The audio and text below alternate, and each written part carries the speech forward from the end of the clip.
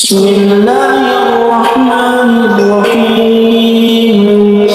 تبارك الذي بيده الملك وهو على كل شيء قدير الذي خلق الموت والحياة ليبلوكم أيكم أحسن عملا وهو العزيز الغفور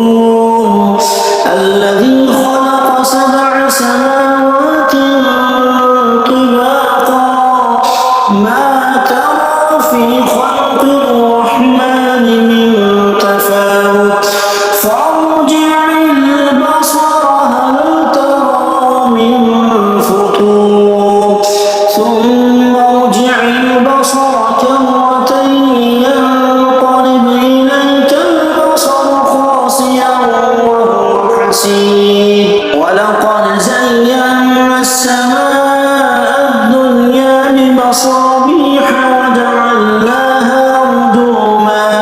رجوما للشياطين وأعتدنا لهم عذاب السعير وللذين كفروا بربهم عذاب جهنم وبئس المصير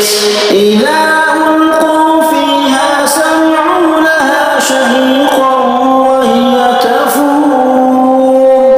تكاد تميز من الغيظ كلما ألقي فيها فوج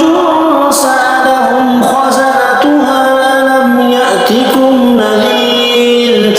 قالوا بلى قد جاءنا نذير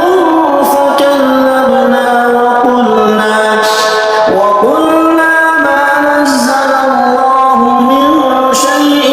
إن أنتم إلا في ضلال كبير وقالوا لو كنا نسمع أو نعقل ما كنا في أصحاب السعير فاعترفوا بذنبهم فسحقا لأصحاب السعير